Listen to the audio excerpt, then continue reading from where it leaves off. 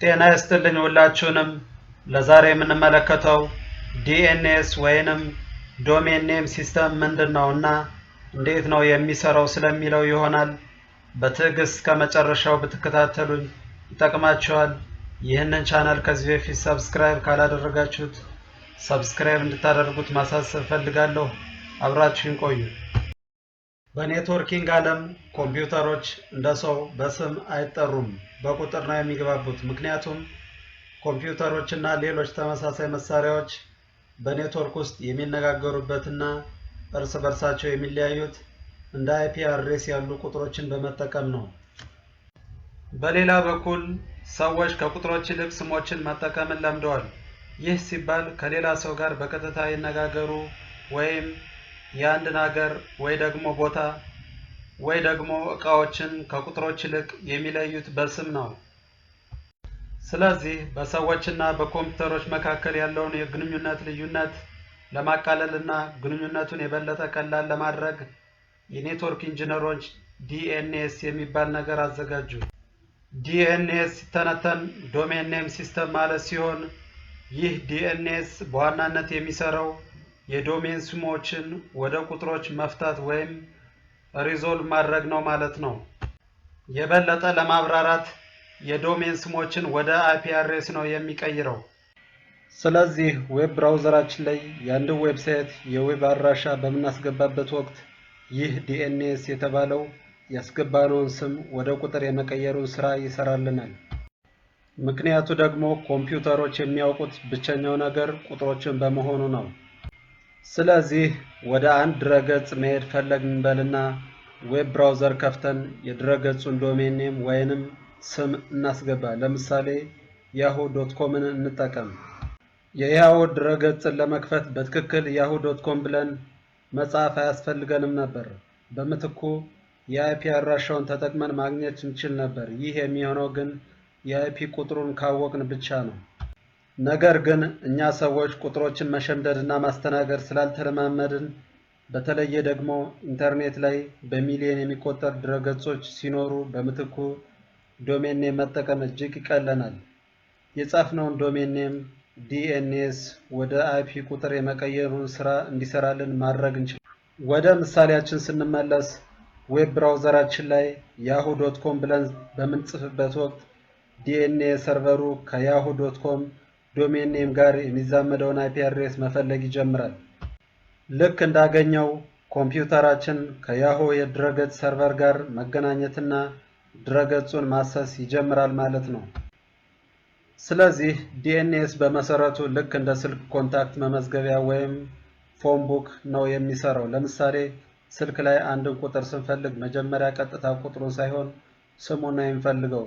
ስሙን እንዳገኘነው ቀጥሎ ቁጥሩን ይሰጠናል ማለት ነው። ይህንን የበለጠ ዘርዘር አድርገን ለመመልከት እንሞክር። ዌብ ብራውዘራችን ላይ yahoo.com ብለን በምንጽፍበት ወቅት ዌብ ብራውዘሩ ወይም ደግሞ ኦፕሬቲንግ ሲስተማችን በመጀመሪያ ካሽ ሚሞሪ ላይ አይፒ አድሬሱን መፈለግ ይጀምራል። ማግኘት ካልቻለ ጥያቄውን ወደሚቀጥለው ደረጃ ይልካል። የሚቀጥለው ደረጃ ሪዞልቨር ሰርቨር ይባላል። ይህ ሪዞልቨር ሰርቨር በመሰረቱ አይኤስፒ ወይም ኢንተርኔት ሰርቪስ ፕሮቫይደር የሚባለው የኢንተርኔት ሰርቪስ የሚያቀርብልን ድርጅት ነው። በእኛ ሀገር ሁኔታ ኢትዮ ቴሌኮም ማለት ነው። ኢንተርኔት ሰርቪስ ፕሮቫይደሩ ጥያቄውን እንደተቀበለ የራሱ ካሽ ሚሞሪ ጋር የyahoo.comን አይፒ አድሬስ መፈለግ ይጀምራል። ማግኘት ካልቻለ ወደሚቀጥለው ደረጃ ይልካል። የሚቀጥለው ደረጃ ሩት ሰርቨር ይባላል። ይህ ሩት ሰርቨር ከፍተኛው ሲሆን በውስጡ 13 አይነት የዲኤንኤስ ተዋረዶችን ያካተተ ሲሆን በመላው ዓለም ዙሪያ ስትራቴጂካሊ በሚጠቅም መንገድ ተቀምጠው ይገኛሉ።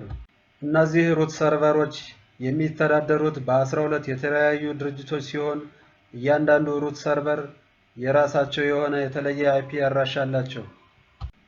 ሩት ሰርቨሩ ጥያቄውን እንደተቀበለ አይፒ አድሬሱን ወደ መፈለግ አይገባም። ነገር ግን ሩት ሰርቨሩ ሪዞልቨሩን የyahoo.com አይፒ አድሬስን ማግኘት የሚችልበትን የት መምራት እንዳለበት ጠንቅቆ ያውቃል።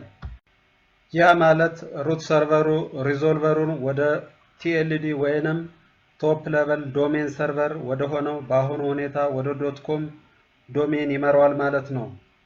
ስለዚህ ሪዞልቨሩ ቲኤልዲ ሰርቨሩን የያሁ.com አይፒ አድሬስን እንዲሰጠው ይጠይቀዋል። ይህ ቲኤልዲ ሰርቨር የከፍተኛ ዶሜን አድራሻዎችን መዝግቦ ይይዛል። ለምሳሌ የ.comን፣ የ.net፣ የ.org የመሳሰሉትን ማለት ነው። ይህ ቲኤልዲ ሰርቨር የ.com ዶሜን ያላቸውን ያስተዳድራል። ያሁ.com አንዱ የዚህ አካል ነው ማለት ነው። ስለዚህ ይህ ቲኤልዲ ሰርቨር የያሁ.comን አይፒ አድሬስ ጥያቄ እንደተቀበለ አይፒ አድሬሱን ማን እንደሆነ መፈለግ ውስጥ አይገባም። የሚያደርገው ጥያቄው ወደሚቀጥለውና መጨረሻ ደረጃ ወደ ሆነው ወደ አውቶሪቴቲቭ ኔም ሰርቨር ይልከዋል ማለት ነው። በድጋሚ እንግዲህ ሪዞልቨሩ የያሁ.comን አይፒ አድራሻ ይህንን አውቶሪቴቲቭ ኔም ሰርቨር ጥያቄ ያቀርባል። እነዚህ አውቶሪቴቲቭ ኔም ሰርቨር የእያንዳንዱን ዶሜን እና አይፒ አድሬስ የመሳሰሉትን መረጃ የመያዝ ኃላፊነትና የመጨረሻው ስልጣኑ ያላቸው ናቸው ማለት ነው።